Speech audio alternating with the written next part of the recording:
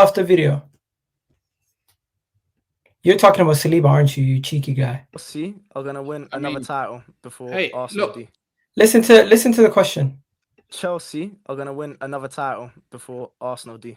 As a Liverpool fan, I felt more threatened by Chelsea in the title race than I did Arsenal last season. Wow. And they only look like they've gotten... Surely, Rack, that's a lie. Did you feel more threatened by Chelsea last year? Bro, from January onwards, from January till March, I think it was, Chelsea couldn't buy a win. I think they... I remember we spoke during that period, and it was looking really, really shaky. So he's hyping it. They put together a solid run. So like the last 8 games. So he's begging it. He's begging it. Listen, my thing, and I've said this before, at least from a Chelsea perspective, is that I think from the only thing we're missing right now is particularly in the league, is the experience for some of these younger players, right? And then also, right?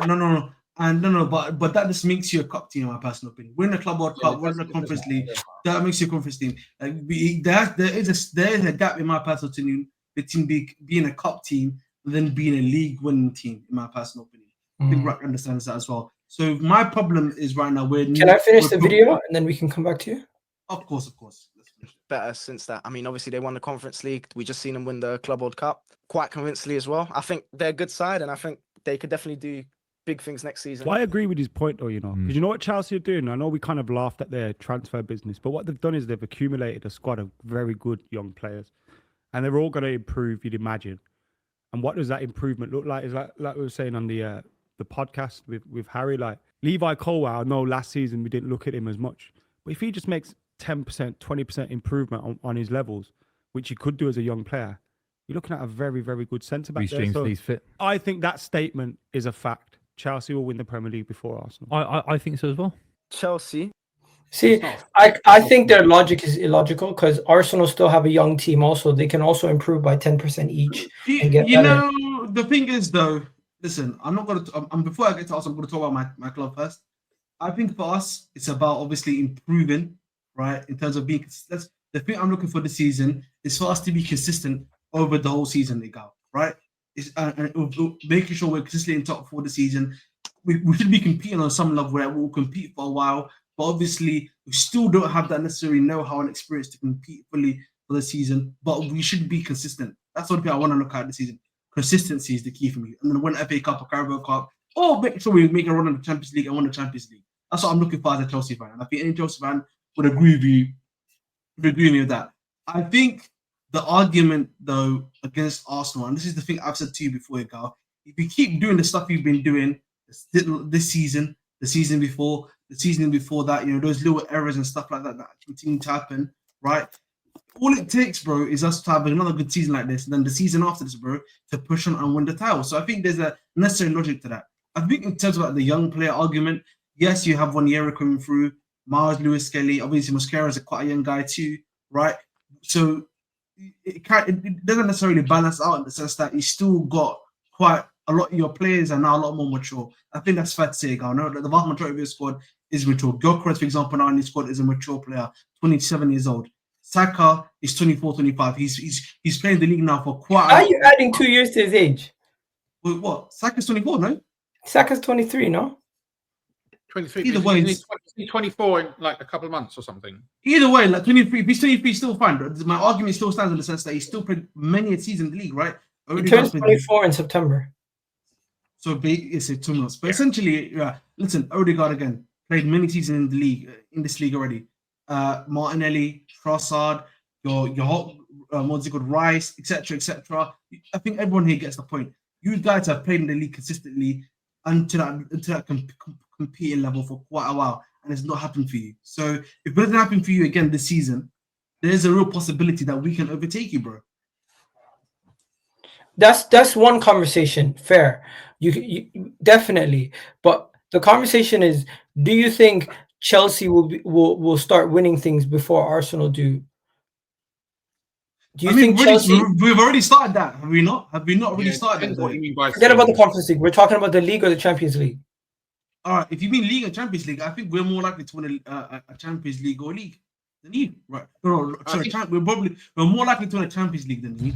But I think Chelsea. I think this season, what I would hope if I was a Chelsea fan, trying to be realistic, get top 4 comfortably. So maybe finish top 4. And good run in the Champions League, and try and maybe nick a domestic trophy. And I think that would be good progress, and not have the crazy crash that they had in January last year, and stay pretty consistent. Exactly. And then the season after, that's their time to go.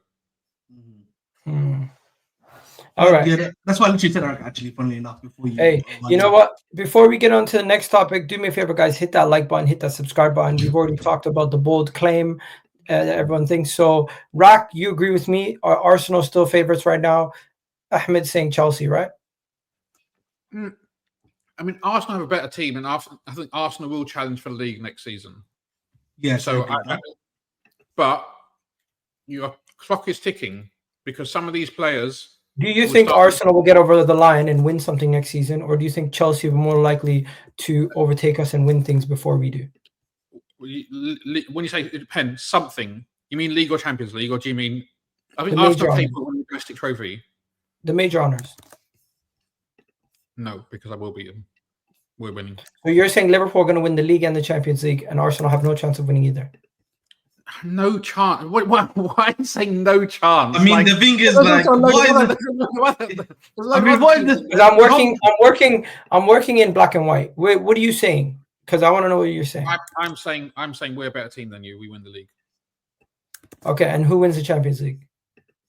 I'm saying we're a better team than you. We have more chance of winning the Champions League. So you're saying you're going to win both, and Arsenal are not going to win both?